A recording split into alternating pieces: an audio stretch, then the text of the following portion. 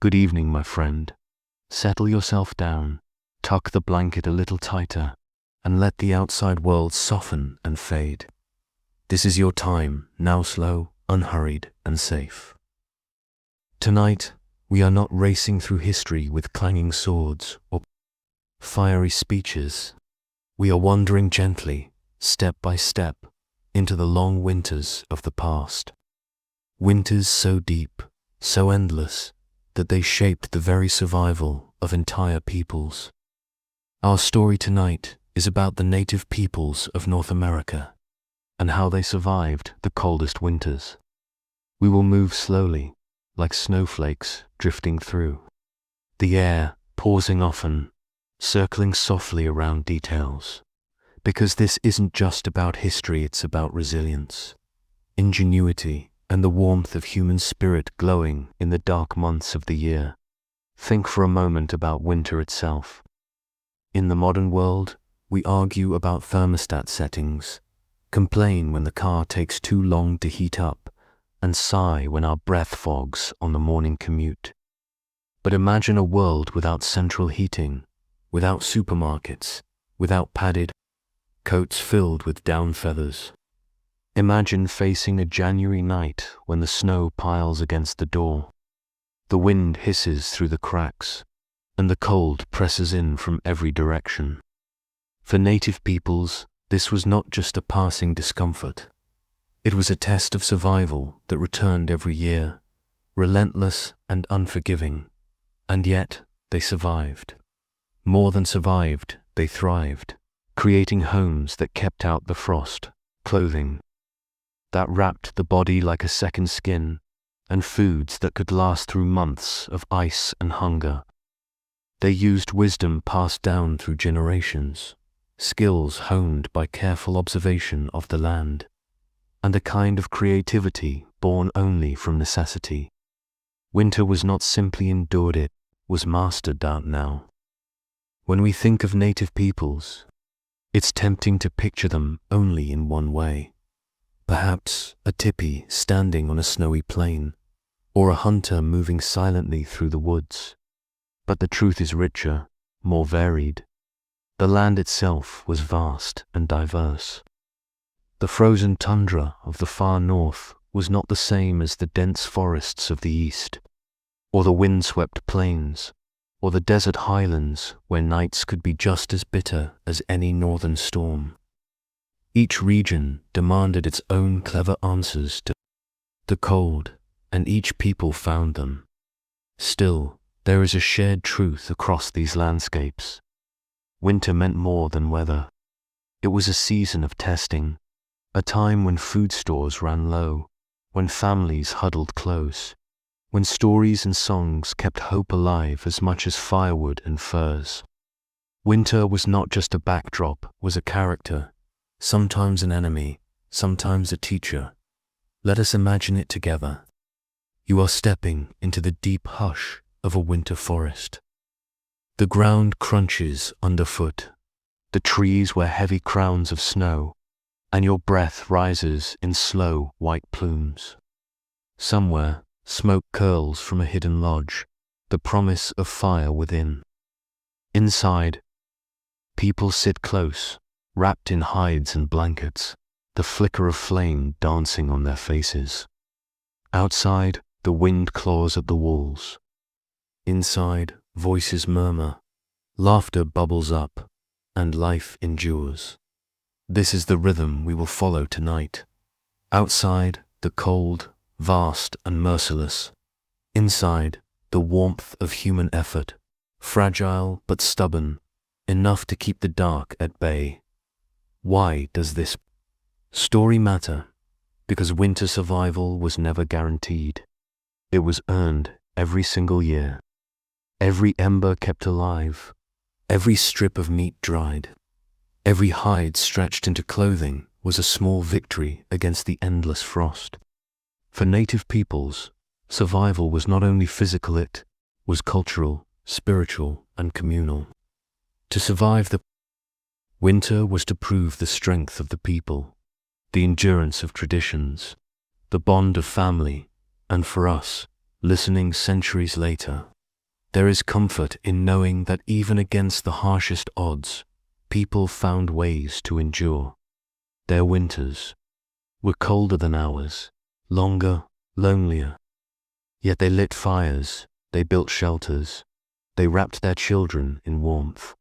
And they carried on, tonight. As you listen, you do not need to memorize names or dates. You don't need to keep track of tribes, territories, or timelines. This isn't an exam, it's a lullaby of history. A story meant to soothe, not to strain. So if you drift off midway, that's perfectly fine. The ancestors of the winter will still be here, steady as the snow, waiting for your return. We will begin with the cold itself, the harsh, relentless winter that shaped so much of native life. Then, gently, we will move through the shelters that kept families alive, the clothes that wrapped them like armor, the foods that filled their bellies, and the rituals that comforted their spirits. We will wander across forests, plains, and frozen rivers, meeting people who endured not because they had to, but because they chose to live in harmony with the land. So let the day slip away now. Let the warmth of your blanket hold you as securely as a bison hide cloak. Outside your window, the night may be still or restless, but here, in this story, it is timeless. Together, we'll walk into the snow, guided by flickering fires and the quiet strength of those who came before. This is the story of how Native Americans survived the coldest winters. A story of snow and fire, hunger and feasts, fear and laughter. A story of survival, told slowly, gently, until sleep comes to claim you. And with that, let us begin. The harsh world of winter has many faces. It is never quite the same from one horizon to the next. To the north, where forests stretch unbroken for miles, winter came as a quiet but crushing weight snow, pressing down on pine boughs rivers, locked tight under ice, nights stretching so long they seemed eternal. On the Great Plains, it was different blizzards sweeping across the open land like armies of white ghosts. Winds so fierce they erased paths, fences, and sometimes even houses, leaving only a blank, howling emptiness. In the mountains, the cold sharpened its teeth, sliding down the slopes in sudden storms, blocking passes, and turning narrow trails into frozen traps. And in the eastern woodlands, winter crept in slowly, chilling the soil, frosting every branch, until even the smallest brook sang its icy song beneath a crust of frost. For native peoples across these regions, winter was not simply a season, it was an opponent, sometimes patient, sometimes merciless, but always demanding respect. It could slip in like a quiet thief, or it could roar in like a conqueror, rattling every wall and rattling every bone. And no matter how prepared you were, there was always a moment deep in the night when you felt it seep in through the cracks and thought, this cold has a mind of its own. On the Great Plains, winter's favorite trick was the blizzard. Picture it. One moment, the horizon stretches forever, blue sky above, dry grass shivering in the wind. The next, the world disappears.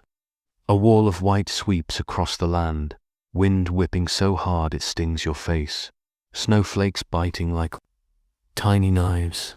Horses turn their backs to the storm, people cling to whatever shelter they can find, and the air itself seems to vanish, swallowed by the roar of the gale. It is easy, in such storms, to feel that the cold is not merely weather, but a spirit, angry and wild, determined to prove its strength. And yet, when the snow finally calmed, when silence returned, the people emerged from lodges to find a world-transformed white hills where there had been flat prairie, fences swallowed whole, and drifts tall enough to bury a horse, moved north into the forests of what we now call Canada and the Great Lakes, and winter played a slower but no less dangerous game. Here the cold settled in like an uninvited guest who refused to leave. Rivers froze so solid that even heavy sleds could cross. Lakes turned into glittering fields of ice, and the trees groaned under their snowy burdens. Nights stretched long and deep, the stars glinting like frozen sparks in the endless dark. Sometimes the silence was so thick that even a single crack of ice on a river could make you jump. But silence was no comfort. Silence meant the snow had muffled everything that even predators padded softly, their paw prints vanishing as quickly as they were made. The cold here was less dramatic than the blizzard. It was steady, relentless, like a drumbeat of frost that never paused. And then, there were the mountains, high peaks wrapped in white from crown to root, where storms gathered like armies. Snow slid in avalanches, roaring down slopes with the force of 1,000 drums, while winds screamed through narrow passes. Travelers who misjudged a single step could vanish beneath drifts so deep they would not be found until spring thaw. In these places, winter was a predator, hiding around every corner, waiting for mistakes. But there was also beauty. The mountains glittered in sunlight, ridges shining like blades of silver, valleys lying quiet under a quilt of snow. To live in such a place meant respecting its mood, knowing that the same slope that dazzled at dawn could bury you by dusk. The eastern woodlands had their own version of hardship. There, winter was damp as well as cold. Snow fell heavy, then melted into slush, then froze again, creating a cycle of misery that soaked through moccasins and chilled the bones. Streams iced over just enough to trick you, only to crack beneath your weight, and the trees, so many trees, rattled with icy fingers, dripping in the thaw, groaning in the freeze. It was a world where every path was slippery, every breath a puff of steam, and every hut or longhouse smelled of damp wood smoke. In all these places, the cold itself became a kind of character in the story of life. It was not just had moods. Some days, it was sharp and cruel, biting at fingers and toes no matter how well you wrapped them. Other days, it was almost playful, sending sparkles across the snow in bright sunlight, luring children out to play until their noses turned red. Sometimes it whispered drifting snowflakes settling quietly, as though the world itself had hushed to listen. And sometimes it shouted howling winds rattling doors, driving smoke back down chimneys, chasing people into the deepest corners of their homes. Humor helps when facing such an opponent. Imagine telling a child to stop complaining about a draft, when the walls themselves seem to breathe cold air, or joking that if you left a pot of water unattended, it would freeze solid before you had a chance to drink. People told stories of frost spirits, of animals with icy breath, of tricksters who could turn warm days cold with a laugh. Humor softened the edge of fear, turned hardship into something a little more bearable. But make no mistake, the cold was always dangerous. Frostbite could take fingers or toes before you even noticed. A night without enough fuel could mean never waking up again. A blizzard could swallow hunters, leaving families to wonder if they would return. Winter was not merely was life or death every single year. And yet, across the plains, the forests, the mountains, and the rivers, native peoples met the cold with respect, resilience, and ingenuity. They did not see winter only as an enemy. They saw it as a teacher, too. The cold taught patience wait for the storm to pass before moving. It taught preparations, taught enough food, gather enough firewood, make the walls strong before the snow falls. And it taught humility, that no matter how strong you were, nature was stronger still. So when we speak of the harsh world of winter, we are not only describing weather, we are describing a relationship between people and the land. A relationship built on challenge and response, hardship and survival, fear and admiration. Because even as they cursed the biting wind, they marveled at the beauty of a frozen sunrise, the sparkle of frost on a deer's back, the quiet wonder of snow falling through the trees. In the end, winter was never fully defeated. It always came back year after year. But it could be endured, respected, and even, in its own way, embraced. And that balance between danger and beauty, hardship and humor, is the stage on which the rest of our story unfolds. Shelters against the cold. When the cold world pressed in, the first line of defense was always shelter. A roof overhead, walls against the wind, a fire at the center. All of these were the difference between comfort and calamity. And across the vast regions of North America, native peoples developed homes that fit their landscapes, their resources, and, above all, the demands of winter. Each style of shelter was more than just a building. It was a story of adaptation, a dialogue between humans and the elements. Let us start with the Great Plains, where the wind never seemed to tire. Here, the tipi was both elegant and practical. At first glance, it might seem fragile, just poles and hides, but the tipi was a marvel of engineering. Long lodge poles were arranged in a cone, covered with buffalo hides, stitched carefully together. In summer, the structure could be opened to let air flow through. In winter, the hides could be layered thick, smoke flaps adjusted to keep warmth in and drafts out. The conical shape shed snow easily, so that drifts did not collapse the walls. And perhaps most importantly, tipis could be moved. If storms grew to fierce, or if food became scarce, families could pack up their homes, load them onto travois, pulled by horses or dogs, and seek a better place. Imagine your modern house suddenly growing legs and walking to a sunnier neighborhood. Well, the tipi was the closest thing to that dream. Farther north, among the forests and lakes, another type of home took shape. The wigwam. These domed or cone-shaped structures were built of saplings bent into frames, then covered with bark, mats, or hides.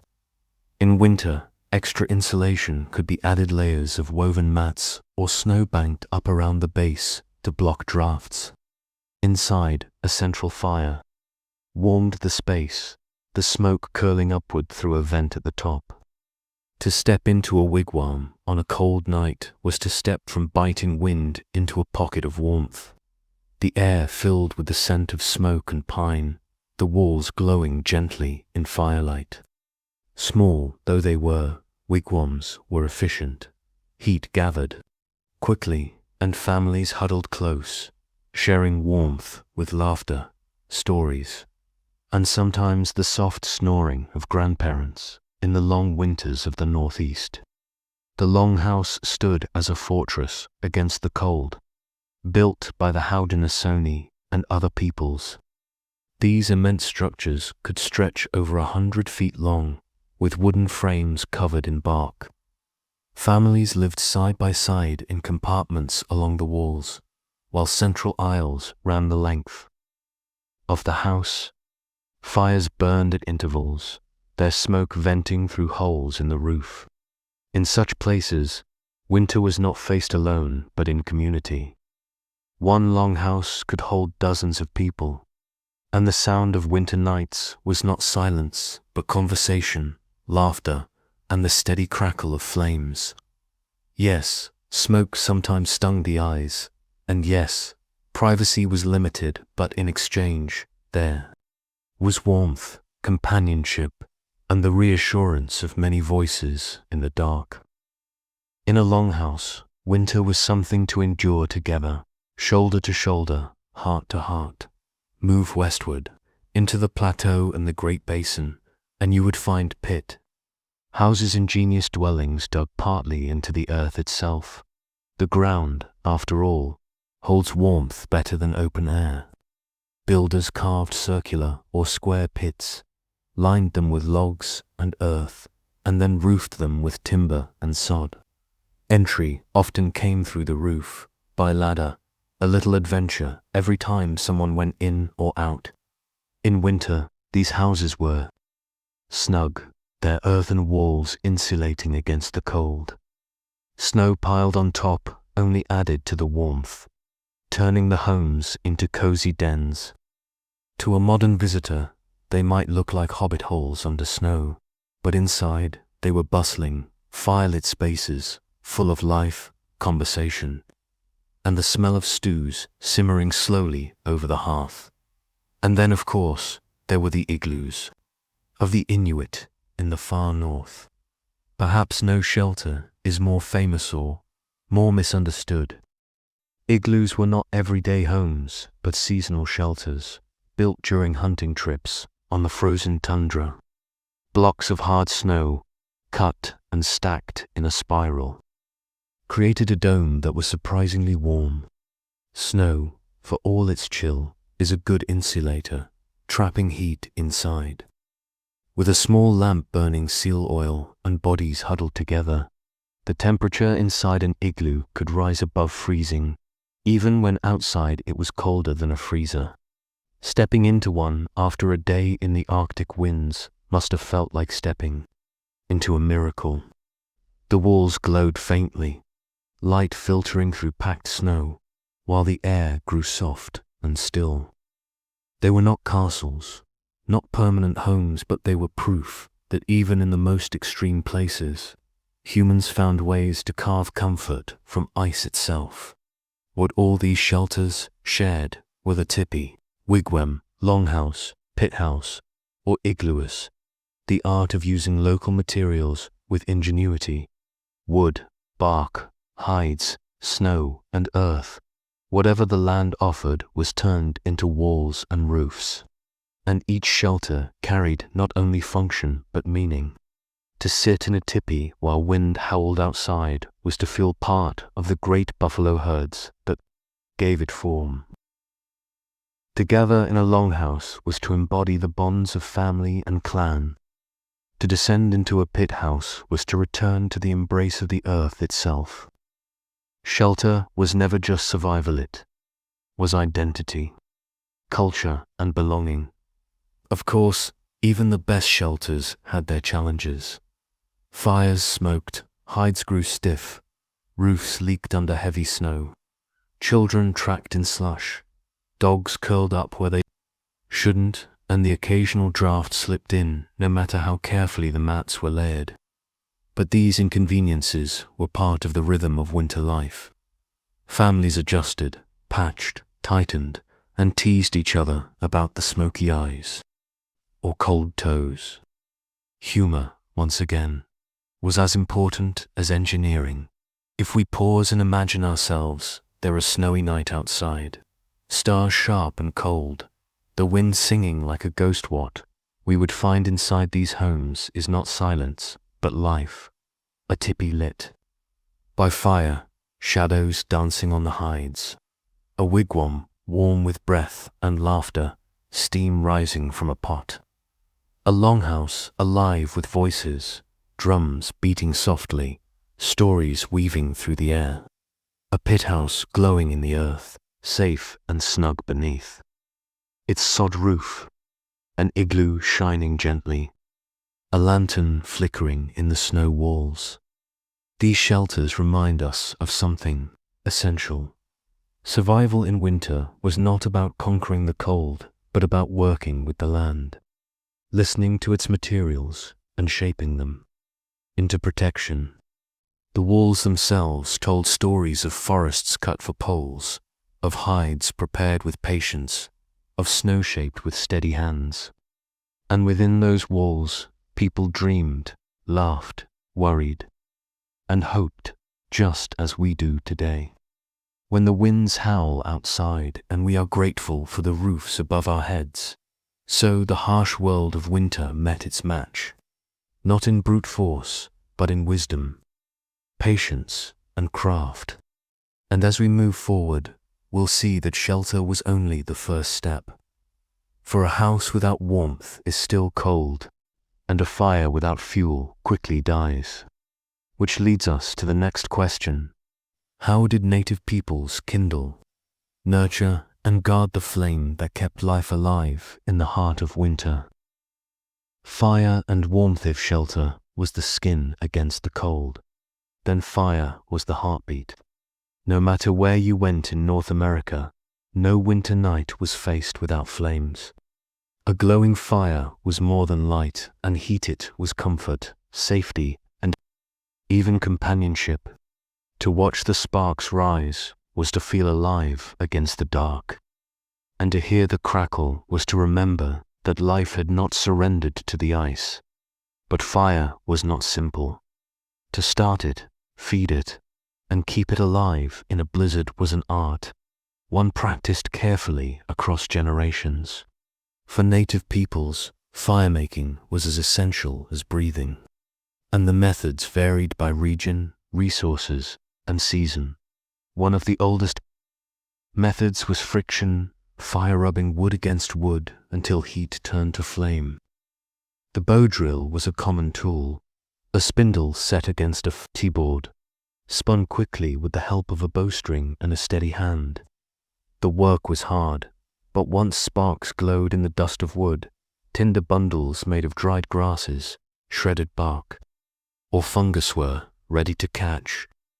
Imagine being out on the plains, fingers stiff with cold, coaxing a tiny ember like it was a fragile newborn, whispering it into life. Success meant warmth and food. Failure meant shivering hunger. No pressure, right? In the north, where snow buried the ground and dampness made fire starting tricky, people carried ember kits, a small coal from the morning fire kept wrapped in fungus or bark could smolder all day, ready to be blown back into flame at night. It was like carrying a pocket-sized sun. This trick spared the need to start from scratch in freezing winds, and it gave fires a sense of continuity. Today's flame was yesterday's flame, passed along like a thread of life. Once lit, fires needed tending. A careless flame could burn down a wigwam or longhouse, but a neglected one could die, leaving families in dangerous cold. Firekeepers often took shifts, adding wood, adjusting coals, making sure the glow never faded. The responsibility was serious, but it was also a rhythm of life. Children might fetch kindling, elders might shape firewood, and in the middle of the night, a parent would rise to stir the embers, their face lit softly as if by stars. Of course, not all fuel was equal. In the forests, hardwoods like oak and maple burned hot and long, while softwoods crackled quickly but died fast. On the plains, where trees were scarce, buffalo dung became fuel, drying in the sun and burning surprisingly well. To outsiders, it might sound unpleasant, but to those who depended on it, buffalo chips were lifesavers, smoky, steady, and reliable. In the Arctic, where neither trees nor buffalo roamed, the Inuit turned to seal oil lamps, shallow bowls carved of stone held oil rendered from fat, with moss or plant fibers for wicks. These lamps glowed steadily, giving both light and warmth in places where wood could not be found. The faint smell of oil, the soft glow on snow walls, it was the fire of the far north, and it carried life across the endless night. Fires also had personalities. They were not just tools, but presences in the home. In longhouses, multiple hearths lined the central aisle, each belonging to a family, yet all contributing to the shared warmth of the whole. Fires became social centers. People gathered around them for meals, stories, songs, and quiet moments of thought. Children learned respect early, not to play too close, not to waste fuel, not to take the flame for granted. A careless ember could harm the family, but a tended fire was their closest friend. The rituals of fire carried deeper meaning too. In many native traditions, fire was sacred, a link between earth and sky. Flames rose upward, smoke carried prayers. Sparks joined the stars. To keep a fire alive was not only survival, but a form of honor. Some communities maintained eternal fires, tended constantly by designated guardians, their flames never allowed to die. These were symbols of continuity, of life unbroken even in the darkest seasons. Now, keeping warm wasn't just about having fear, it was about using it wisely. In wigwams or tipis, fires burned at the center, with smoke venting through openings above. People sat in circles, letting heat radiate outward. In longhouses, multiple fires created little zones of warmth, where families clustered with blankets of hides. Pit houses captured heat in their earthen walls, turning every spark into stored warmth. And igloos, with their clever snow insulation, needed only a small lamp to grow cozy. Each home was like a carefully tuned instrument, balancing flame, air, and insulation in its own way. Still, no matter how skilled, smoke was always a companion. Eyes watered, throats grew scratchy, and sometimes children coughed from the haze. But smoke also kept insects away, preserved food, and carried scents that became part of memory. Ask anyone who has lived by fire long enough, and they will tell you the smell of smoke is not annoyance, is home beyond heat. Fire was also the kitchen. Over it, stew simmered, corn roasted, meat smoked. On winter nights, when food was precious, the smell of cooking fires spread hope as much as flavor. A bubbling pot promised not just a meal, but a reminder that the family would endure the season together.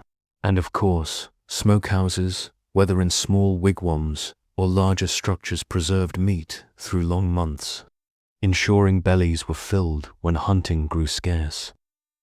Fire was the guardian of both warmth and nourishment. But perhaps most importantly, fire was emotional warmth. Picture a storm outside, wind screaming, snow piling high. Inside, flames dance on walls, painting everything in shades of gold and shadow. A grandparent leans close, telling a story of how animals once taught humans to find fire. Children listen, their faces lit, their worries softened. The cold is still out there, vast and merciless, but in here. By the fire, there is safety, laughter, and belonging. Even the smallest details show the bond between people and flame. Coals banked carefully at night so that mornings began with a glow, sparks flying upward, compared to spirits or ancestors watching from the sky. Firelight reflected in eyes, making every face seem alive with something greater than itself. To live with fire was to live with constant companionship, a reminder that survival was never cold, calculation alone, it was warmth, spirit, and heart. And so, through tipis, wigwams, longhouses, pit houses, and igloos, fire was the thread that stitched winter together. Without it, no shelter would suffice, no meal would fill, no story would comfort. With it, even the fiercest blizzards could be softened into nights of glowing, crackling endurance. So when we think of native peoples facing the coldest winters, we should not imagine them only as shivering figures braced against storms. We should Also imagine them as families gathered by firelight, hands outstretched, hearts steady, voices rising in stories and songs. Because in the end, survival was not just about resisting the cold. It was about feeding the flame, carefully, tenderly, stubbornly until spring returned. Food and survival of fire was the heart of winter survival. Food was the stomach, and the stomach is never shy about reminding people of its needs. A warm shelter could shield from wind, and a glowing fire could keep frostbite at bay, but without nourishment, no family could endure. And in the depths of winter, when the ground froze hard and animals hid away, food was never guaranteed. It had to be gathered in advance, prepared with care, and stretched with patience. Native peoples across the continent mastered this art. They read the rhythms of the seasons, storing plenty when nature was generous so that lean months would not bring despair. Their methods were creative, practical, and sometimes downright ingenious. To speak of native winter survival is to speak of food it's finding, preserving, and sharing. Hunting in the cold winter hunting was both a challenge and an opportunity. On one hand, deep snow slowed movement, and animals were harder to track. On the other hand, snow revealed tracks clearly, and animals moved toward predictable food sources. Hunters adapted, sharpening skills passed down through countless winters in the forests of the north. Deer, moose, and elk remained valuable game. Hunters wore snowshoes to glide across drifts, while their prey struggled in deep snow. It was a harsh kind of advantage, but in a season of survival, every advantage mattered. Spears and bows were the tools of choice, their points carefully shaped from stone, bone, or later, metal through trade. On the Great Plains, buffalo were harder to hunt in winter when herds scattered. But still, hunters found ways. Some used stealth and teamwork, driving small groups into snowdrifts or toward waiting bowmen. Buffalo provided not only meat, but hides for warm robes and dung for fire-making. Every successful hunt a prize that touched every part of life. Farther north, among Inuit communities, hunting meant turning to the sea. Seals, walrus, and even whales became the heart of survival. Hunters built snow shelters near breathing holes in the ice, waiting patiently for hours, sometimes days, until a seal surfaced. It required silence, stillness, and unshakable patience. The kind of patience modern people often lose after 2 minutes waiting for a kettle to boil. But the reward was enormous. Seal meat fed families, blubber became fuel, and skins became clothing. Fishing under ice where rivers and lakes froze, fishing continued beneath the surface. Holes were cut in the ice, nets lowered, or spears poised above openings. Imagine kneeling by a circle in the ice, breath rising in clouds, peering into a dark, silent world. A flash of movement of fish darting past was the promise of dinner. Fish were a blessing in winter, rich in protein and fat, and many communities dried or smoked their catches to last months. In the Pacific Northwest, salmon runs in autumn-filled smokehouses, creating stores that sustained villages through long, wet winters. Elsewhere, dried fish was packed into bundles, ready to be softened in stews or eaten as travel rations. Preserving food. If hunting and fishing were victories, preserving food was strategy. Meat and fish could spoil quickly, but native peoples developed countless methods to keep them edible through months of cold. Smoking was a favorite. Longhouses and smokehouses hung with strips of meat or fish, slowly drying in steady smoke. The process gave food not only longevity, but a rich, smoky flavor. One might even say the original barbecue. Drying was another key method. Meat cut thin and left in the sun or near low fires became jerky, lightweight and long-lasting. Pemmican, a mixture of dried meat, fat, and berries, became the ultimate survival food. It was dense, nutritious, and portable, and could be eaten as is or cooked into stews. Vegetables and fruits, too, were preserved. Corn, beans, and squash, the three sisters, were harvested in autumn and stored in woven baskets, clay pots, or underground pits. Dried berries added sweetness and vitamins. Nuts, gathered in fall, lasted for months, their shells keeping them safe until cracked open by fireside. Maple sugar, boiled from sap, became a sweet treat and a source of energy, stored in cakes or granules. Even the act of storage became an art. Underground caches kept food cool and safe from scavengers. Baskets were lined with clay or bark to repel moisture. In snowy regions, food could be buried beneath drifts, naturally frozen and hidden from animals. To return to a hidden store weeks later and find food intact was like finding buried treasure. Instead of gold, it was dinner. Daily meals in winter, so what did winter meals look like? They were hearty, practical, and nourishing. Stews simmered in clay pots over central fires, combining dried meat, beans, corn, and squash.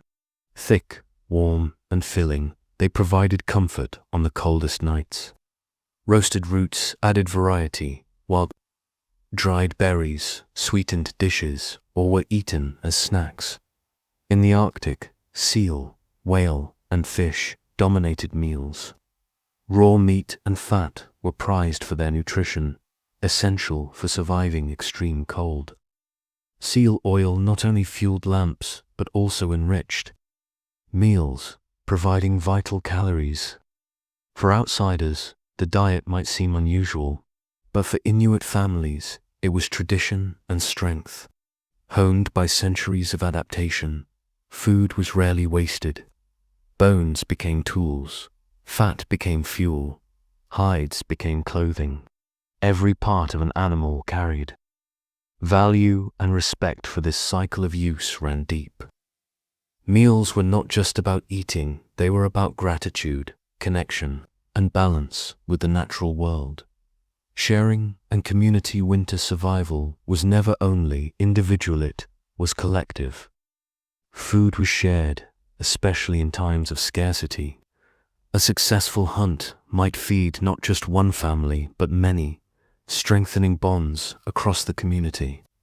Elders, children, and those unable to hunt were cared for, their survival tied to the generosity and cooperation of others.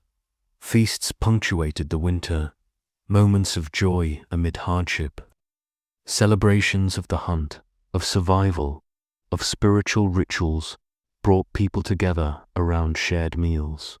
Storytelling, singing, and laughter joined the food, warming spirits as much as bodies. These gatherings reminded everyone that survival was not just endurance, it was community. Humor in hunger, of course. Humor helped too. Hunger can make people miserable, but laughter lightens the burden. Imagine a family huddled in a wigwam, scraping the bottom of a stew pot, joking that it was the best invisible soup yet. Or a hunter returning empty-handed, teased by friends that at least he gave the deer a good workout. Humor turned scarcity into resilience, and resilience into hope. Lessons in resourcefulness, the foodways of native peoples in winter revealed deep lessons. Nothing was taken for granted. Every berry picked, every fish dried, every hide tanned was an act of preparation for the cold. Survival depended not on single moments of luck, but on steady, careful planning, on knowing the land, respecting its gifts, and working together, and in the glow of winter fires. As stews bubbled and stories rose, survival became more than struggle. It became life itself, lived with creativity, care, and determination. So, when we picture Native Americans enduring the coldest winters, let us not see them as merely shivering and desperate. Let us see them as cooks, hunters, gatherers, and storytellers, turning the challenges of winter into meals that nourished both body and spirit.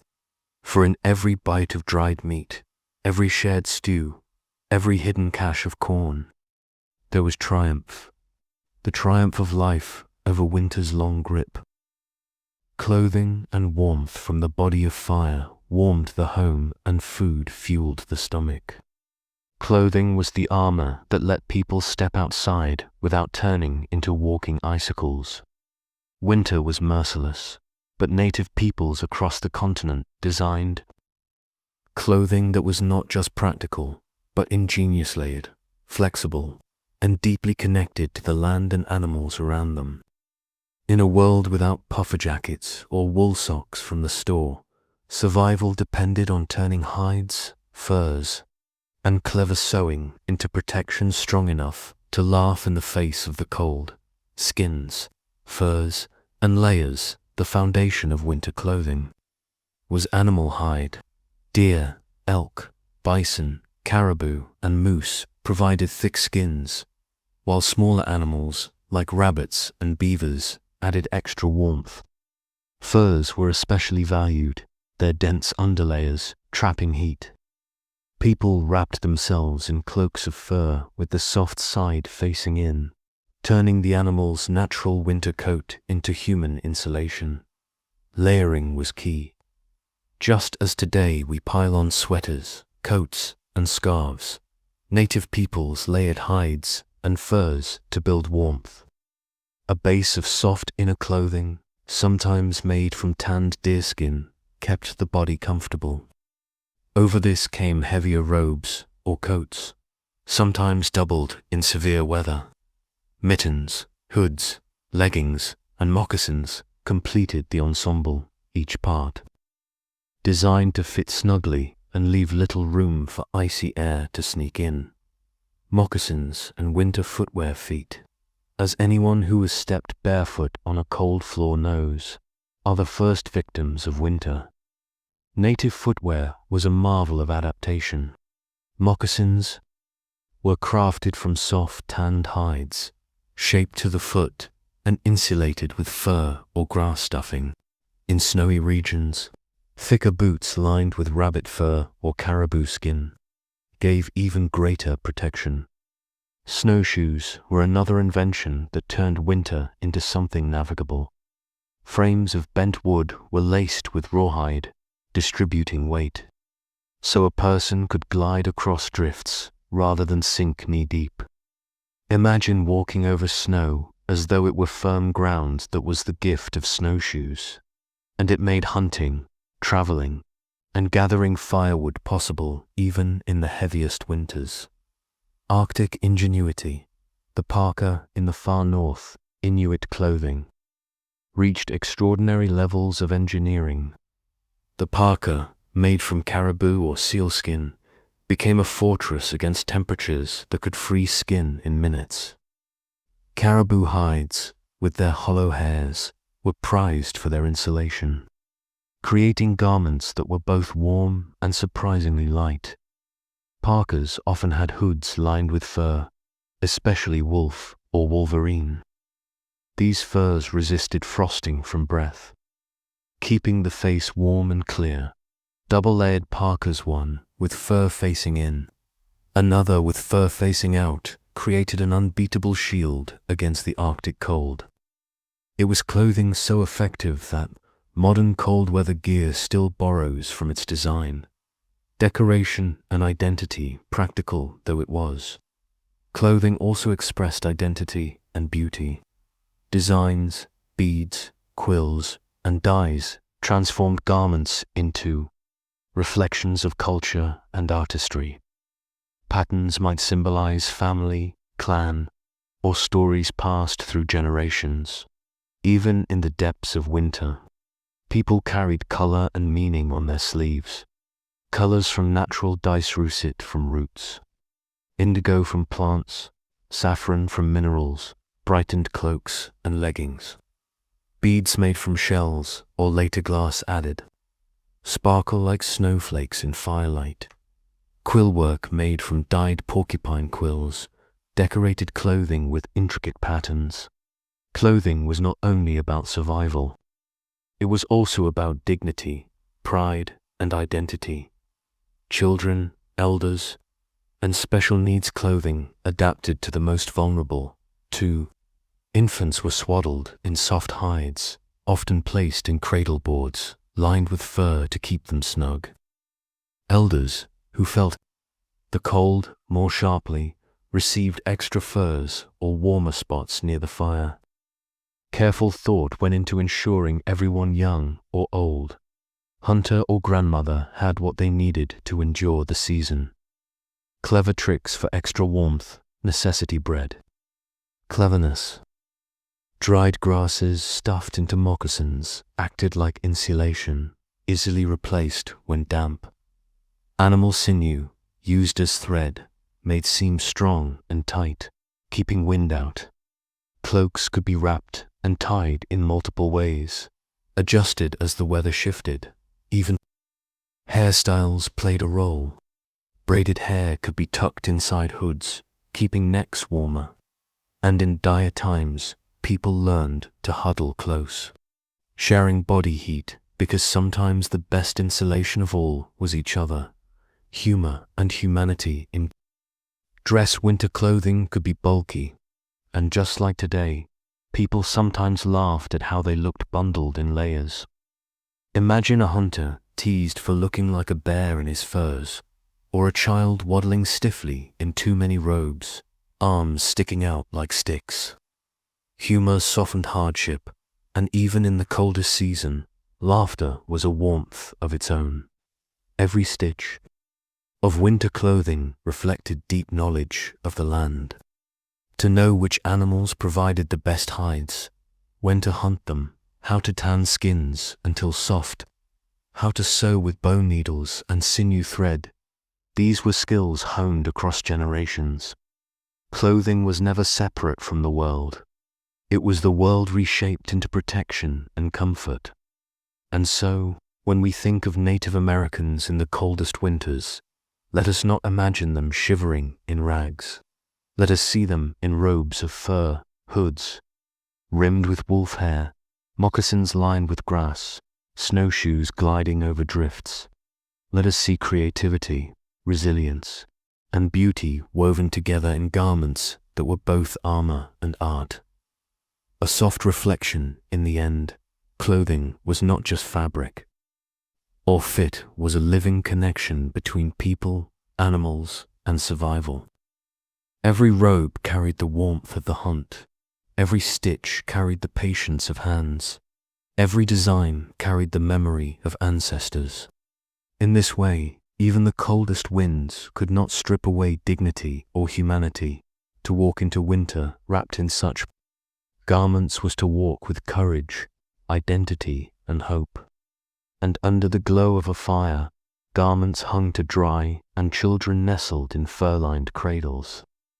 Life continued warm against the storm outside. Spiritual beliefs and winter stories was not only a season of cold, it was a season of spirit. When the snow lay deep, when rivers froze, and when journeys outside were limited, life turned inward. Fires burned longer, voices carried softer, and stories rose like smoke into the rafters. For native peoples across the Americas, winter was not just endured, was explained, celebrated, and survived through belief and storytelling. In the hush of snow and darkness, imagination and faith provided warmth as surely as fire and furs, the sacred rhythm of the seasons for many native nations. The year followed a sacred rhythm. Spring brought renewal, summer abundance, autumn preparation, and winter reflection. Winter was a time of quiet, when animals hibernated and plants rested. It was a season of testing, yes, but also of teaching. In the silence, people turned to prayers, rituals, and stories to remind themselves that the cold was only part of a cycle, and spring would surely follow. To sit by a fire in midwinter was to sit inside a great rhythm, a circle that connected ancestors, children, and the natural world. Snow was not only a burden, it was a reminder of balance. Life needed rest as much as growth, silence as much as sound. Spirits of winter, the cold itself, was often personified. Some nations told of winter spirits, powerful beings who brought snow and ice. These spirits were not always cruel, but they demanded respect. Hunters might offer prayers before traveling, asking for safe passage through the domains of frost. Families might place charms or tokens near the hearth, meant to keep the harsher forces of winter at bay. In the northern forests, blizzards were sometimes imagined as battles between sky spirits, their winds clashing in anger. In the plains, the bitter wind was described as a living force, slipping through cracks in lodges like a cunning intruder. To speak of winter as alive made its presence less random, more understandable. If the cold was a character, then people could bargain with it, respect it, or joke about it. Fireside storytelling, if ever there was a season for storytelling, it was winter. Long nights demanded entertainment, but they also created space for memory and tradition. Around a central fire, families gathered, elders in furs, children clutching hands, shadows flickering across walls. Here, myths and legends were passed down, spoken with rhythm, repetition, and care. There were tales of tricksters, coyotes, rabbits, or ravens whose mischief taught lessons about greed, pride, or cleverness. There were stories of great heroes who hunted monsters, braved storms, or brought fire to humankind. Some stories explained natural events, why snow sparkled like stars, why owls called at night, why rivers roared in spring. Others reminded listeners how to behave with kindness, with courage, with humility. Children leaned closer, eyes wide. Adults nodded knowingly, hearing truths layered within the words. And the fire crackled, joining its voice to the tale. The power of words for many native peoples. Words themselves carried power. Stories were not just entertainment, they were living things. To speak of spirits in winter was to invite them to listen. To recall an ancestor's deeds was to keep them alive. Storytelling was both an art and a responsibility, ensuring that wisdom endured when the snow covered the ground and fields lay silent. Some nations kept certain stories only for wintertime. Sacred tales, especially those of creation or of powerful spirits, were told only when snakes and insects slept beneath the earth, when plants rested. Speaking them in summer might disturb the balance, but in the hush of winter, it was safe, the proper time for the oldest, most important stories. Rituals and ceremonies. Alongside stories came rituals. Fires were tended carefully, sometimes fed with offerings of food or herbs. Smoke rose as prayers, carrying wishes to the sky. Drums might sound in lodges, steady as heartbeats, while songs wove protection and comfort. Some ceremonies marked survival itself, thanking the spirits for food, for shelter, for life preserved another day. Others asked for strength to endure the season or blessings for the hunts yet to come. Even small acts, placing evergreen branches near a doorway, tying feathers into clothing, could hold deep meaning, symbols of protection and connection too. The natural world, dreams and visions. Winter was also a time of dreams. With nights long and silence deep, dreams were remembered more clearly, and many believed they carried messages. Elders might interpret them, offering guidance. A dream of a bird could mean hope. A dream of fire might warn of danger. Dreams were seen as doorways between the human world and the spirit world, openings made wider in the stillness of winter.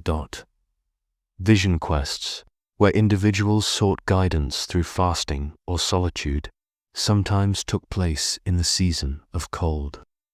To endure hunger and chill while seeking spiritual clarity was a test of both body and spirit, proving resilience and devotion. Humor in storytelling, even in sacred stories, humor had its place. Trickster tales were often funny, filled with exaggerated blunders and silly antics. Laughter echoed in lodges, warming the air as much as fire. Humor was itself a kind of ritual, a way of lightening the heavy season. To laugh in winter was to say, we are still alive, still human, still joyful despite the cold. The role of elders held special importance in winter. With work slowed by snow, there was time to listen, and elders became the keepers of memory. They recited lineages, retold old battles, recalled migrations and great hunts. Their voices wove the past into the present, ensuring that no generation forgot where they came from or how they survived. Children learned not only stories but also patience, respect, and endurance. Listening through long nights, they absorbed lessons that would carry them through their own futures. Community and togetherness winter storytelling was not a solitary act. It was communal, binding people together. Neighbors visited one another, bringing news and tales. Celebrations and midwinter feasts sometimes included performances of myths with masks, dances, and songs. These were moments of shared spirit, where survival was not only about food and fire, but also about belonging, reflection, and continuity in the end. Winter spirituality and storytelling were about continuity.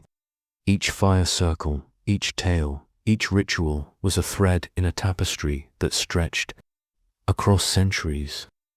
It was how knowledge endured, how resilience was taught, how hope was carried through the cold. When the wind howled outside, when snow buried the world in silence, the stories reminded everyone that they were not alone. They were part of something greater, community, a tradition, a cycle of life that promised spring beyond the frost. A gentle closing thought so when we imagine native peoples in their lodges, wrapped in furs, fire glowing on their faces, let us also imagine the stories floating in the air. Stories of tricksters making fools of themselves, of spirits shaping the seasons, of ancestors who walked through even harsher winters and endured. Let us imagine laughter and prayer blending, the cold beaten back not only by fire, but by words, songs, and shared belief in that way. Winter was not just survived, it was transformed into meaning. The season of silence became the season of voices carrying forward the warmth of humanity across generations. Shelter and architecture in winter. Food gave strength and fire gave warmth. Shelter gave safety. Winter was not kind to those caught unprepared in the open. Blizzards could strip away heat in moments. Winds could slice through clothing, and nights could freeze breath itself. For native peoples, survival meant not only facing the cold, but mastering it with ingenuity. Across forests, plains, deserts, and icy coasts, winter shelters became testaments to creativity, adaptation, and the quiet brilliance of human hands. The idea of shelter as survival to us, a home might be walls, a roof, and a place to sleep. But to native nations in winter, shelter was far more. It was protection against death. It was the difference between life and loss. And so, the designs of lodges, wigwams, igloos, and longhouses were never random. Every pole, every hide, every stone was chosen with care. Each shelter carried the memory of countless winters past, knowledge refined through generations. The wigwam and the dome of warmth in the eastern woodlands. Many native peoples built wigwam-domed houses of bent saplings covered with bark, mats, or hides. In summer, these were airy, but in winter, they were layered thickly, sealed against drafts. Snow itself could be piled around the sides, not as an enemy but as insulation, trapping heat inside. Within, a central fire glowed. Smoke drifted upward through a hole in the roof, carefully managed with flaps to balance warmth and air. The wigwam was small, intimate, its curved walls embracing family like a protective shell. Inside, furs spread across the ground, children huddled close. And the dome became a miniature world, alive with breath and firelight while snow howled. Outside Longhouse's villages under one roof among the Iroquois and other Haudenosaunee peoples. Winter was endured inside Longhouse's great structures of timber and bark, sometimes stretching over 100 feet. These were not homes for a single family but for many, entire clans beneath one roof. Fires lined the central corridor, their smoke drifting upward through openings. Families had separate spaces along the sides, but warmth, food, and stories were shared. A longhouse in winter was not only shelter, but community embodied. The sheer size of it held the warmth of many bodies, and the closeness of life within strengthened bonds as surely as it warmed the skin. To step into a longhouse was to step into a beating heart of survival, where laughter, arguments, songs, and daily labors mingled with the steady crackle of firewood. Igloo's ice is a friend far to the north.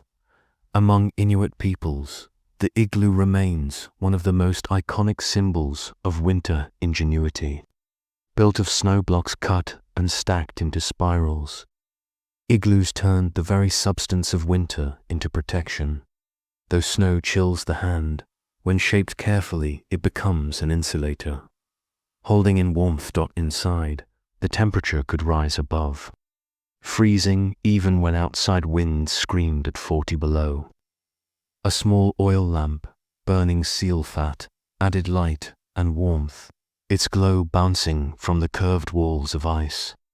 Raised sleeping platforms were carved, keeping sleepers above the cold floor.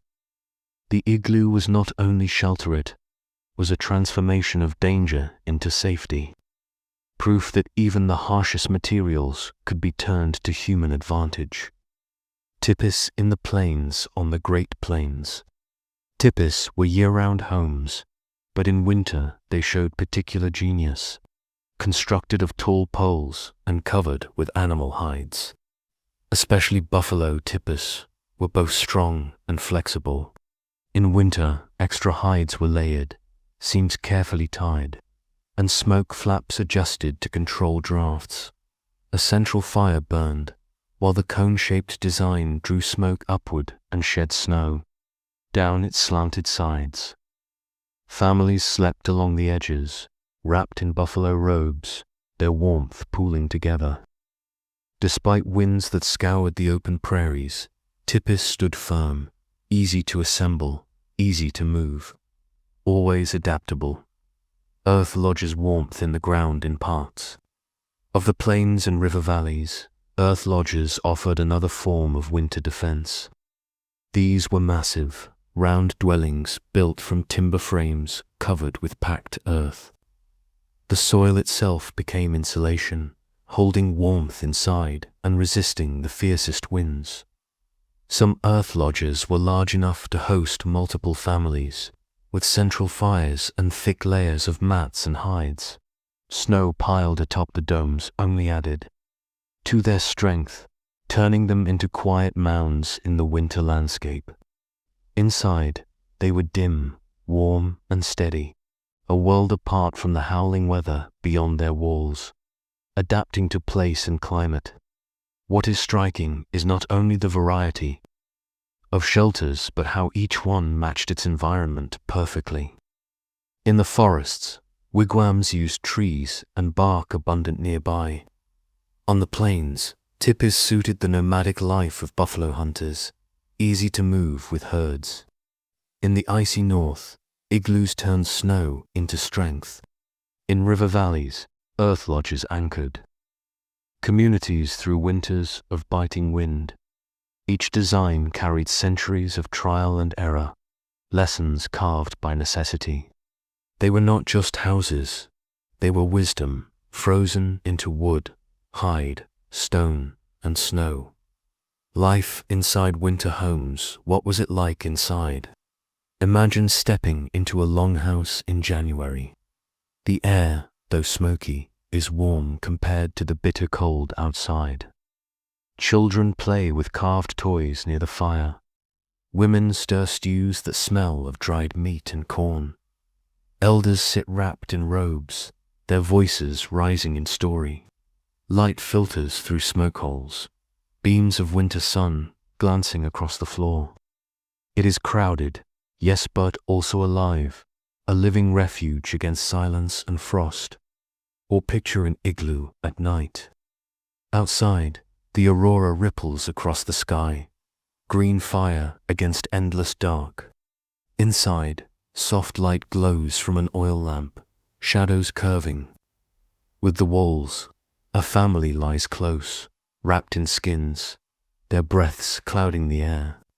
The snow walls do not melt, but gleam faintly, like frozen pearls. Beyond them, the blizzard may rage, but within is a bubble of safety. A human heartbeat holding steady in the Arctic. Shared warmth and clever design shelters were not just about structure, they were about how people lived within them. Fires were tended carefully, not wasted. Bedding was layered with hides, grasses, and furs. Entrances were designed to block drafts. Some igloos had tunnels, some lodges had double doors of hides. Some tipis were angled to face away from prevailing winds. Every detail was thought through. Every scrap of warmth was precious.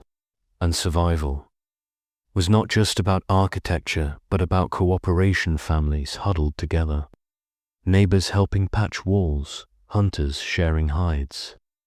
The shelter was both physical and social. A reminder that people endured because they endured together. Snow as friend and foe. Perhaps the greatest irony is how snow, which could kill, also saved lives. Snow piled against the sides of shelters. Added insulation. Snow packed into igloos became walls. Snow melted in pots became drinking water. Snow muffled sound, wrapped villages in quiet, and gave a strange peace to the season of hardship. It was enemy and ally both, shaping how shelters were built, how families lived, how survival was imagined. A gentle closing reflection, so when we picture Native Americans in winter, let us not imagine only hardship. Let us imagine ingenuity, domes glowing with firelight, longhouses alive with voices, igloos shimmering beneath the northern sky, tipis standing proud against the wind, earth, lodges steady beneath snow. These were not crude huts, but finely tuned answers to the questions winter asked. Shelters were more than walls. They were triumphs, proving that with knowledge, patience, and care, even the coldest season could be endured. And within those walls, families did more than survive. They dreamed, laughed, prayed, and planned for spring. Tools, crafts, and winter work in winter was never only about waiting for spring. For native peoples, the cold season was also a time of creation. When snow covered the fields and hunts were fewer, hands turned to quieter labors, tools were sharpened. Clothing mended, baskets woven, stories carved into wood or painted on hides.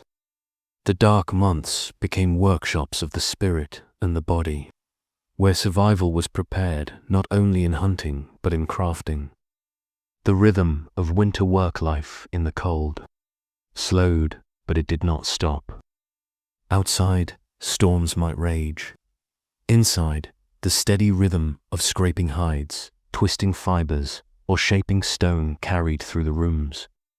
The sound of work became the heartbeat of the home. Elders gave guidance, children learned, and each task, though small, was part of a greater fabric of survival. Winter work was not glamorous, but it was essential.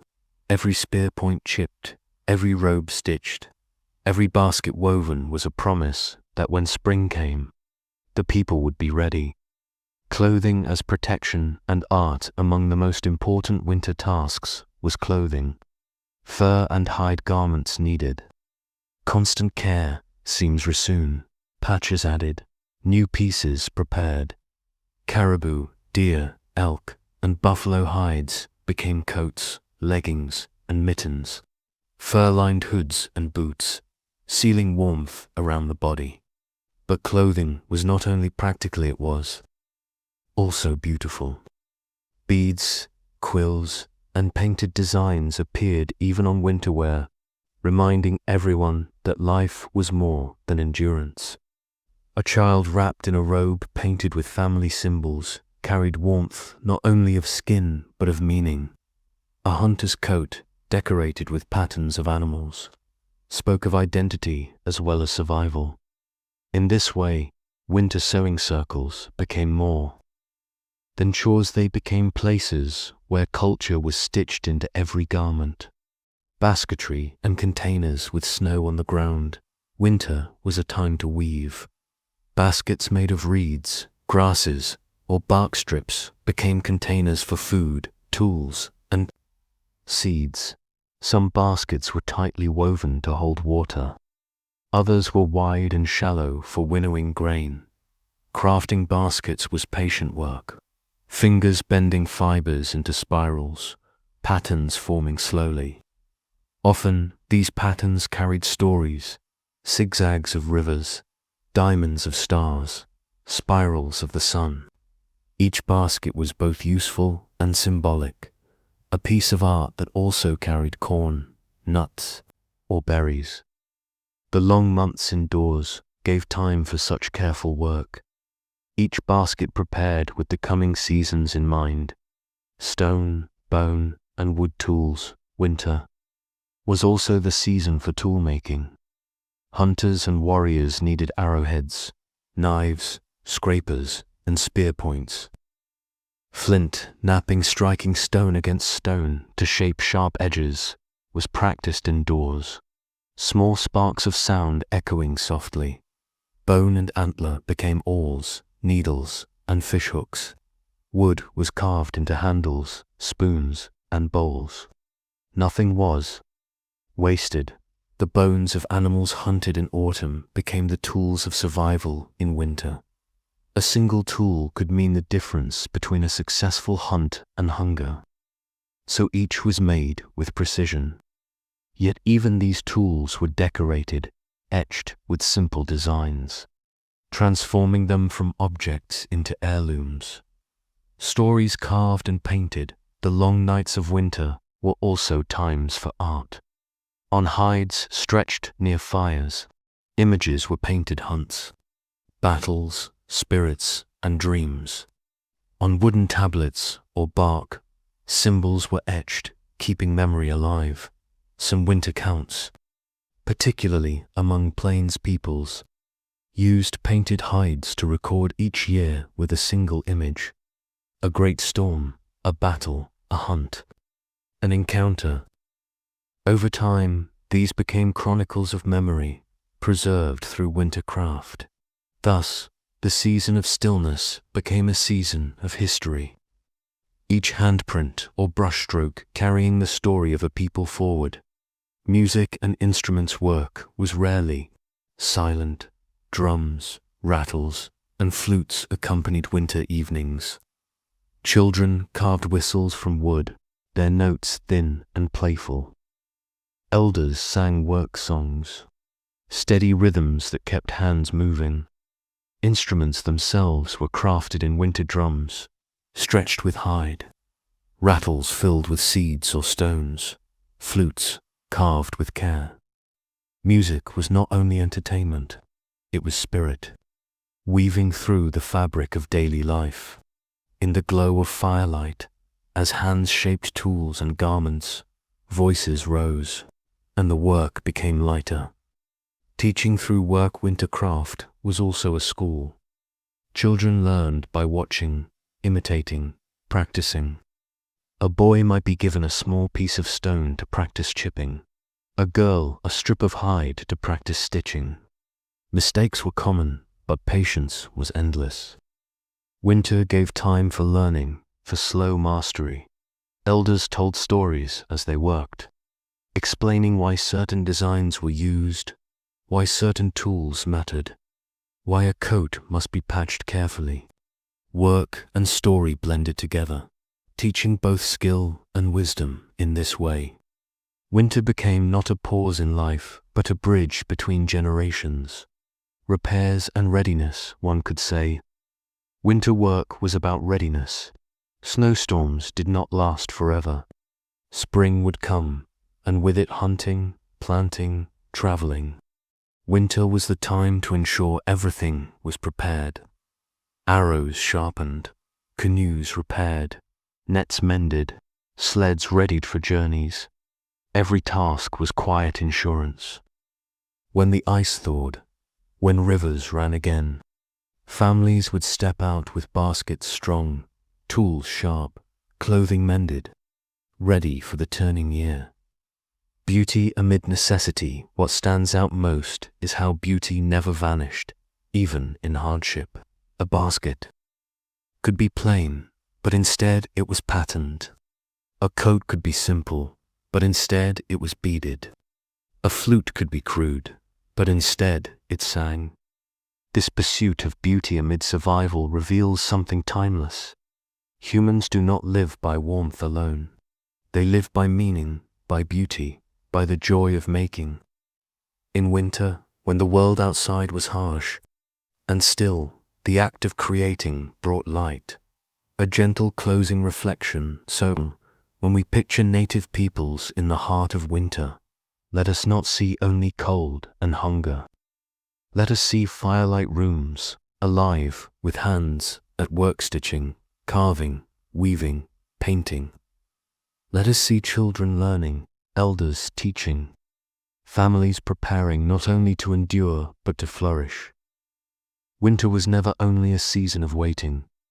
It was a season of making. Tools, clothes, baskets, songs, and stories all born in the quiet months of snow. And through this making, people carried hope, identity, and strength into every storm, and beyond it into spring. Winter stories, myths, and ceremonies. If winter was a season of work, it was also a season of words. The cold months drew people together around firelight, and in that glow, stories took center stage. For native peoples across the Americas, winter was the proper time for myths, legends, and teachings. The snow outside hushed the world, and within that silence, voices rose to tell the old tales. Stories, as firelight companions, imagine the hush of a winter lodge. Outside, snow falls softly. Inside, a circle gathers near the fire. The flames flicker, casting long shadows across the walls. Elders clear their throats, and children lean forward, eyes wide. It is story time. These stories were not merely entertainment. They were guides, lessons, and bridges to the sacred. They explained the origins of animals, the reasons for the stars, the history of the people, the victories and mistakes of ancestors. Winter's quiet was the canvas, and stories were the paint. Why winter was the season for storytelling in many native traditions. Certain stories could only be told in winter. Myths about spirits, tricksters, or creation itself were said to disturb the balance if spoken in the warm months. Only when snow blanketed the earth and insects slept could such tales safely be shared. Thus, winter became the great library of memory. Long nights gave time for tales to unfold slowly, sometimes stretching across many evenings. Each retelling kept culture alive, reminding the young who they were and where they came from. The trickster tales among the most beloved figures of winter storytelling was the trickster. Known by many names, coyote, raven, nanobozo, or others, the trickster was a teacher through foolishness. A clown who revealed wisdom through mistakes. Children laughed as Coyote tried to steal fire only to burn his tail. Adults nodded knowingly, as Raven's hunger or greed led to unexpected lessons. These stories mixed humor with moral teaching, weaving laughter and guidance together. The trickster reminded everyone that even the clever could be foolish. Even the powerful humbled, and that wisdom often comes disguised in laughter. Winter evenings also carried creation tales. How the world was formed, how humans came to be, how animals received their shapes and roles. Such stories explained life itself. Some spoke of a great flood, and a tiny muskrat who dove deep to bring up earth from the waters. Others told of sky woman falling from the heavens, or of sacred twins shaping the land in harmony and rivalry. These myths gave people a sense of place, showing that their lives were woven into the fabric of creation. Told in winter, they affirmed that just as the world had endured trials before, so too would it endure the snow and cold now. Spirits of the cold, not all winter stories were comforting. Some spoke of dangerous spirits, beings who haunted the forests. In icy months, the Wendigo, in northern traditions, embodied hunger, greed, and the madness of starvation. Its presence warned against selfishness and reminded people to care for one another. Other tales described spirits of snow, frost, or storms, forces respected, feared, and honored. To tell these stories was to acknowledge that winter itself was alive, a power that demanded humility. Ceremonies of renewal alongside stories came ceremonies. Winter was not only a time to remember, was a time to renew. Feasts of midwinter, dances for the returning sun, prayers for the health of the people were held during these dark months. Communities gathered to sing, dance, and offer thanks, even when resources were scarce. These ceremonies lifted spirits, united families, and reaffirmed bonds with the sacred. The beat of drums echoed like heartbeats in the cold, steady and strong, reminding everyone that life endured. The role of storytellers held a special place in winter. Some were elders, keepers of deep memory. Others were skilled performers, able to mimic voices, act out scenes, or weave humor into lessons. The storyteller was both teacher and entertainer, guardian of wisdom and guide of imagination. Their role was respected, for they carried not only tales but responsibility, the responsibility to pass knowledge forward intact. In the quiet of winter, children learned not through books but through stories, lessons about respect, bravery, honesty, generosity, all came wrapped in myths. A tale of a hunter who ignored warnings and suffered misfortune became a warning itself. A tale of kindness rewarded became encouragement. Through story, morality and identity were taught in ways that lingered longer than rules or lectures. The lessons settled into memory, carried into adulthood, repeated again when the next winter came. The healing power of storytelling was also healing. In harsh times, when hunger pressed or storms raged, stories offered comfort. Laughter eased tension. Legends reminded listeners that hardship was part of a larger cycle, that even in darkness there was meaning. The act of telling stories itself was an act of resilience. It said, "We are still here, still together, still remembering." No blizzard could silence the voices of a people bound by shared tales. A gentle closing reflection, so when we imagine native winters, let us not picture only the bite of cold or the struggle for food. Let us picture firelight, circles of listeners, the steady voice of a storyteller weaving worlds. Let us hear laughter, gasps, and murmurs of understanding. Winter stories were more than pastime, they were survival of the spirit, warmth for the soul. They carried lessons, humor, and awe through the snowbound nights, ensuring that when dawn came, the people rose not only with bodies intact, but with hearts renewed. And as the fire crackled low and eyelids grew heavy, perhaps the last sound one heard before sleep was the voice of the storyteller, whispering the final words of a tale that would live forever. Community bonds and sharing in winter riff. Winter pressed hardest on the body. It pressed just as strongly on the bonds between people. In the long months of snow and hunger, survival was not an individual task. It was a community endeavor. Native peoples knew that to face winter's sharp edge, one needed not only wood, food, and shelter, but also each other. The web of kinship families were not isolated. They were woven into clans, villages, and nations. Kinship ties extended beyond the immediate household. An aunt's extra meat, a cousin's spare blanket, a neighbor's basket of dried berry soul could mean the difference. Between hardship and hope, no one expected to thrive alone. Winter tested the threads of kinship, and each gift, each shared ember, tightened the weave that held the people together. The spirit of sharing was not charity, it was duty and honor. In many native traditions, generosity was one of the highest virtues. A good hunter was judged not by how much meat he kept, but by how much he gave away.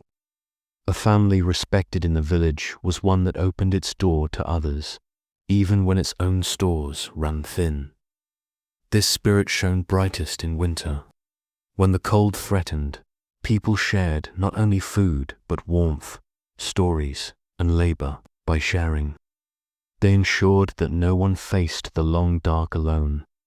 Winter feasts and potlatches, even in the hardest seasons, feasting was a practice of community. Among some peoples, the winter months were times for potlatches or communal feasts, where wealth was displayed not by hoarding but by giving.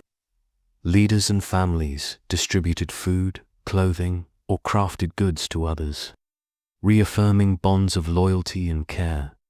These gatherings reminded everyone that even in scarcity, there could be abundance when measured by generosity. The fire burned brighter when many hands brought wood. Caring for the vulnerable winter was harshest on the very young, the very old, and the sick. Communities adapted by ensuring they were never left alone. Grandparents were given places near the fire. Children were bundled in the warmest furs. Neighbors checked on one another, carrying soup or kindling across the snow. This care was not only practical, it was a statement. Every member mattered. Survival was collective, not selective. Labor shared. Burden lightened the work of winter hauling wood, tending fires, repairing shelters, preparing hides, weaving and cooking was too heavy for one person. Tasks were divided. often falling into rhythms shaped by age, gender, or skill. Hunters set traps, women prepared food, elders taught, and children fetched water or fed the fire. Each role carried weight, but together the weight became bearable. Cooperation was as important as any tool. Conflict and resolution, winter also, tested patience. Crowded lodges, short tempers, and hunger could spark quarrels. Yet communities had ways to ease tensions. Humor, storytelling, and ritual helped. Sometimes a playful trick diffused anger, or a circle council reminded all of the greater struggle they faced together. The cold outside made harmony inside more urgent. Disputes could wait for spring. Survival could not. Spiritual bonds of generosity was also spiritual. To give in winter was to honor the balance of the world. Food given away might return as blessings from the spirits. A fire shared might mean warmth granted in turn. The act of giving was itself a prayer, a recognition that life was interdependent. The image of togetherness, picture a snow-covered village. At night, timber-framed houses glow with firelight. Peasants in russet, teal, and indigo cloaks move between cottages, baskets in hand. A neighbor knocks gently at another's door, offering dried meat. Inside, families sit close, steam rising from a pot, laughter mixing with the crackle of wood. This was winter survival, not only fur and fire, but kindness exchanged across thresholds. A gentle reflection, when we think of winter survival, it is easy to picture only individual toughness, the hunter braving snow, the family huddled alone. But the truer picture is one of many hands, many voices, and many hearts. The cold was faced not by solitary figures, but by circles of care, community. Was the greatest hearth, its warmth lasting long after fires burned low. And in that warmth, even the fiercest blizzard lost some of its bite. Lessons from native winter survival, we have walked through the snow with them. We have felt the bite of the wind, the glow of the fire, the comfort of shared stories, and the heavy silence of long nights. And now, as our sleepy history tale begins to draw to a close, we can pause and ask, what do these old winters teach us? What lessons did native peoples carry through generations of survival? And what wisdom might we still hold close today? Lesson 1: Resilience in the face of hardship. Perhaps the clearest lesson is resilience. For every icy storm, every empty stomach, every dark night, there was an answer. Ingenuity, patience, courage. The cold was never gentle, yet people endured. Resilience was not about being unshakable. It was about adapting. It was about bending, like the willow tree under heavy snow, but never breaking. That resilience is something all of us can understand. Life offers its own winters, and like them, we find ways to endure. Lesson 2: Respect for nature. Winter was not treated as an enemy to defeat, but as a force to respect. The snow, the rivers, the winds, the animals, they were part of a greater cycle. By respecting that cycle, people found ways to live within it. They stored food in the good months, not to fight nature, but to move with its rhythm. They read the signs of animals, the patterns of snow, the sound of ice. Nature was not a backdrop, it was a teacher. And perhaps the lesson is still true. Survival begins with respect. Lesson 3. Community. Above all, we saw how fire was shared, food was given, and burdens were carried together. Survival was never only about the strongest or the cleverest. It was about the circle. The lesson is simple but powerful. We are stronger together. Even today, in winters of hardship, whether of weather or of the heart the warmth of others carries us through. Community is not a luxury, it is a lifeline. Lesson for simplicity and ingenuity. The shelters of bark, hides, and snow were not grand, but they worked. The clothing of fur and woven fibers was not fashionable, but it saved lives. Ingenuity was found in small details. How to bank a fire, how to line boots with moss, how to make tea from pine needles. The lesson here is that survival does not demand extravagance. Often it is the small, clever choices, repeated daily, that make the greatest difference. Simplicity, combined with wisdom, is its own kind of wealth. Lesson 5. The power of story. When nights grew long, it was not only food that fed the people, but words. Stories passed through the generations, giving both knowledge and comfort. The lesson is that stories are survival, too. They remind us who we are, what we value, and why we endure. Stories carry hope across the dark, just as surely as fire carries heat. And long after the storm passes, the stories remain. Lesson 6. Balance of strength and humility. Emperors and kings often demanded control over winter, pretending to be divine or invincible. Native peoples, in contrast, leaned on humility. They knew the cold could not be controlled. They knew survival was a gift, not a guarantee. That humility made them careful, thoughtful, and grateful. The lesson is clear. Strength without humility can falter. But humility joined with resilience becomes wisdom, a gentle closing reflection.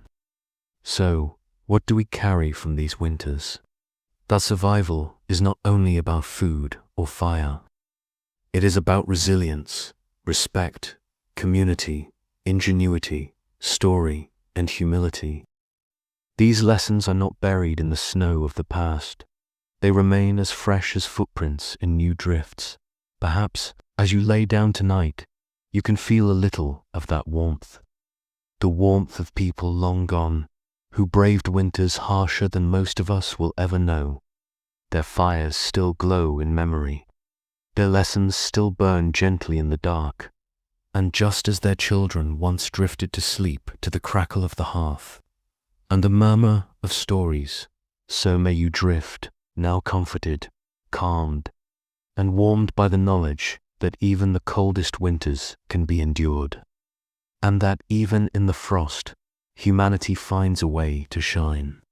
Gentle farewell, and so we reach the quiet end of our snowy path.